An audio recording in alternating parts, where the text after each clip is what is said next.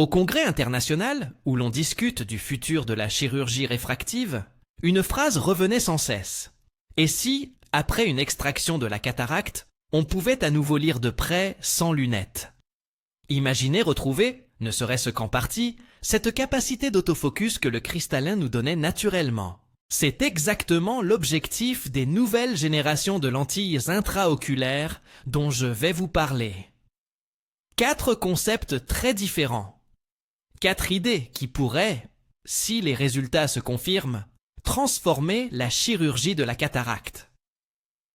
Mais avant d'entrer dans le détail technique, posons les bases pour que chacun comprenne d'où vient le problème et pourquoi ces innovations sont nécessaires. L'accommodation, c'est la capacité qu'avait votre cristallin à changer de puissance pour voir net à différentes distances. Cette capacité repose sur une mécanique simple mais délicate. Le muscle ciliaire se contracte, les onules, des fibres fines, modifient la tension sur la capsule du cristalline et la lentille naturelle change de forme. Avec l'âge, cette structure perd de sa souplesse. C'est la presbytie. Lorsque nous retirons un cristallin opacifié par une cataracte, nous le remplaçons par une lentille artificielle dite IOL, Intraocular Lens. La plupart des IOL classiques sont optiquement très performantes pour la vision de loin, mais elles sont statiques. Elles ne se déforment pas et ne restituent donc pas l'accommodation. Résultat pratique. Beaucoup de patients voient très bien très bien à distance sans lunettes, mais ils ont encore besoin d'aide pour la vision de près. Pourquoi ne pas concevoir des lentilles qui, comme le cristallin natif, répondent au mouvement du muscle ciliaire? C'est précisément ce que cherchent à faire ces nouvelles conceptions. Avant d'évoquer les 4 lentilles, il est utile de rappeler les solutions actuelles et leurs limites. Les lentilles multifocales ou diffractives proposent plusieurs foyers pour couvrir la vision de loin, intermédiaire et de près. Les lentilles IDOF, Extended Depth of Focus, élargissent la zone de vision nette sans créer plusieurs foyers distincts. Ces options peuvent réduire, voire supprimer le besoin de lunettes pour de nombreux patients, mais elles entraînent parfois une perte de contraste, des phénomènes lumineux gênants comme des halos ou des éblouissements, et une tolérance variable en fonction du profil visuel de chacun. La monovision, corriger un œil pour la vision de loin et l'autre pour la vision de près, est une stratégie alternative, mais elle peut altérer la perception de profondeur et la tolérance binoculaire. Autrement dit, les approches actuelles sont utiles, mais elles imposent toujours un compromis. C'est ce compromis que cherchent à contourner les lentilles, accommodatives en développement.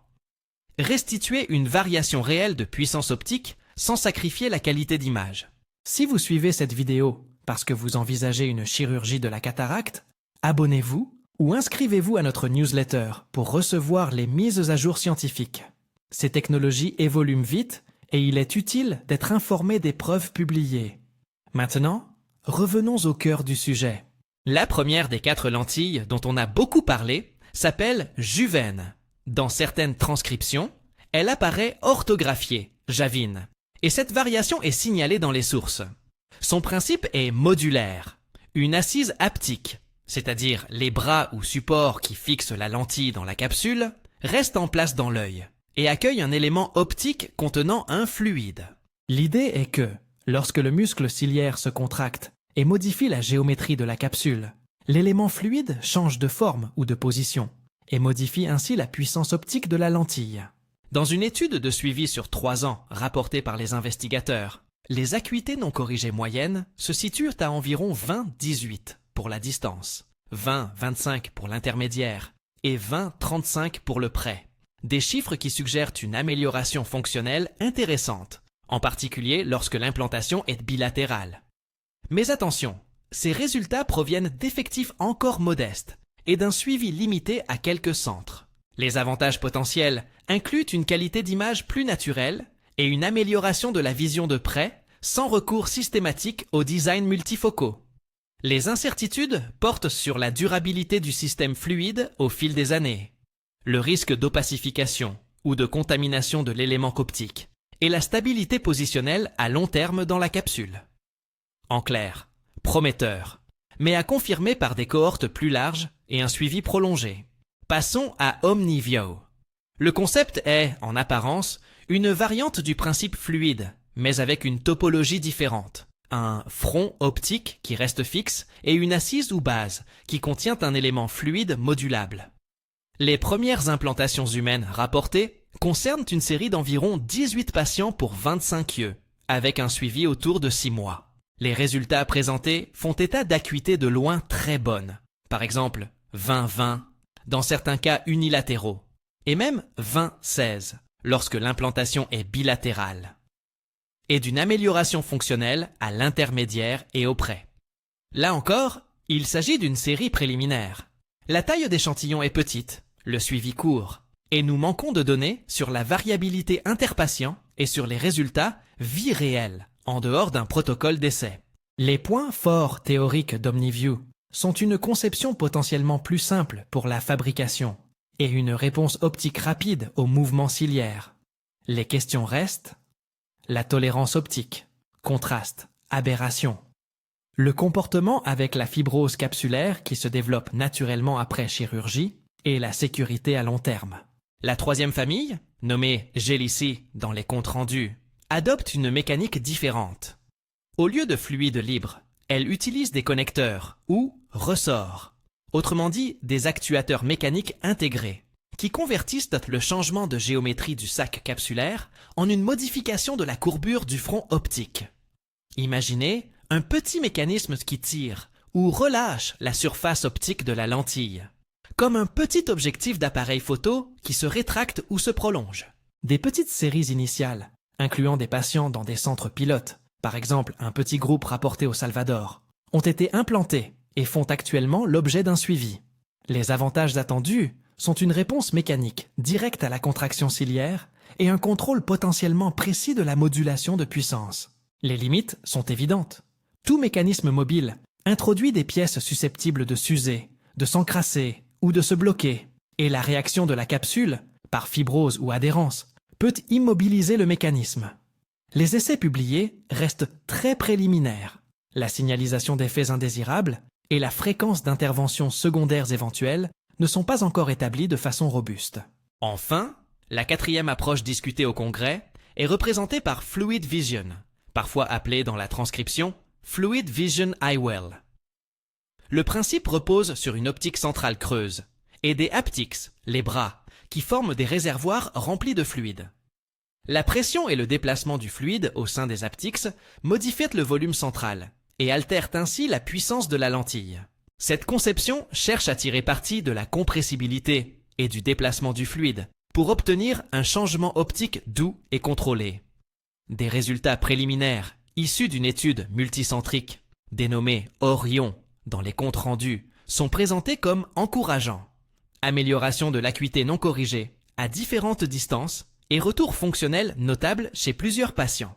Cependant, comme pour les autres dispositifs, les nombres restent limités et le suivi est encore trop court pour affirmer la durabilité et l'absence d'effets indésirables à long terme. Les questions techniques concernent la gestion du fluide, intégrité de l'étanchéité, le comportement en cas de traumatisme et la réaction capsulaire qui pourrait restreindre le jeu nécessaire au fonctionnement. À ce stade, il est important de rappeler une leçon d'histoire, la Crystalens. Approbation clinique au début des années 2000, la Crystalens a été parmi les premières IOL réellement qualifiées d'accommodative. Elle a démontré qu'il est possible d'obtenir un gain fonctionnel, mais elle a aussi mis en lumière des limites concrètes. Instabilité positionnelle liée à la cicatrisation capsulaire, basculement ou tilting de l'implant, et parfois la nécessité d'ajustements post-opératoires, voire d'interventions secondaires. Ces problèmes n'ont pas été de l'ordre du spectaculaire, mais ils ont réduit la satisfaction dans certains cas et ont freiné l'adoption à large échelle. La leçon est claire. Une mécanique mobile dans l'œil est séduisante, mais la biologie de la capsule et la réaction cicatricielle doivent être respectées et intégrées au design. Les nouvelles générations semblent avoir tiré parti de ces enseignements en proposant des systèmes modulaires, des haptics plus stables et des mécanismes moins dépendants d'un jeu capsulaire excessif.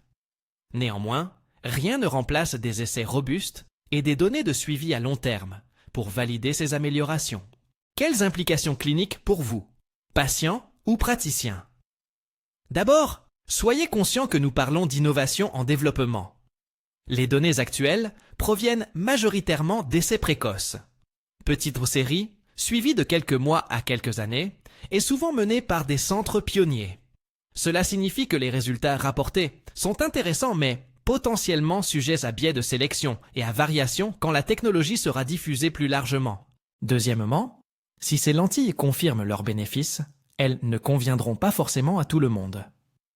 Les bons candidats seront probablement des patients ayant une capsule intacte, une anatomie oculaire compatible et des attentes réalistes quant aux gains possibles. Certaines conditions, comme des problèmes de rétine, un angle anatomique particulier ou une capsule endommagée, pourraient limiter l'indication. Troisièmement, le suivi post-opératoire restera crucial.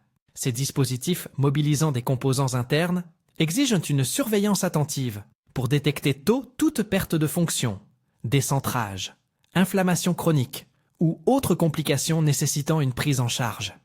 Enfin, il est primordial d'informer clairement le patient, expliquer le stade de développement, les bénéfices espérés, les risques connus et la possibilité d'un besoin d'intervention supplémentaire dans le futur. En pratique, quel calendrier raisonnable peut-on attendre pour une adoption clinique plus large?